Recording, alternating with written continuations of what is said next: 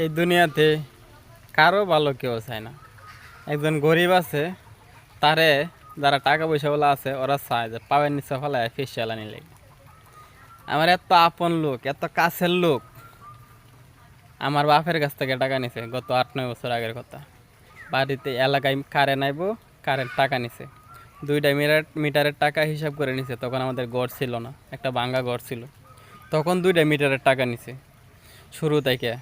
প্রথম 500 লাগবো, 2 মিটারে 1000 দেওয়া হয়েছে, 700 লাগবো, 2 মিটারে 1400 দেওয়া হয়েছে। এরকম করতে করতে সবসময় টাকা নিছে। লাস্ট পর্যন্ত 2টা মিটারের 1500 3000 টাকা নিছে। মিটারের লাইনও লাগাইছে, কিন্তু একটা মিটার দিছে যে এক ঘরে 2 মিটার হইব না। রে, এক ঘরে যদি 2 মিটার লাগানো না যায়, যখন আমাদের ভাঙ্গা ঘর ছিল তখন 2 মিটারের টাকা কোন হিসাবে নিছিলি? তোরা কি আর্মিতে চাকরি করছো দেখে কি একবারে মহাভারত শুদ্ধ করে লাইছস? হ্যাঁ, তোরা কি টাকা পয়সা হয়েছে দেখে তোরা মহাভারত শুদ্ধ করে লাইছস?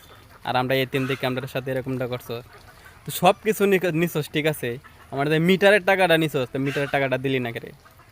ও তোর সাথে কিছু কই ধরতাম না। এই দুনিয়া যদি তোদের বিচার না হয়, পরকালে তোদের ছাড় নাই, কইয়া দিলাম।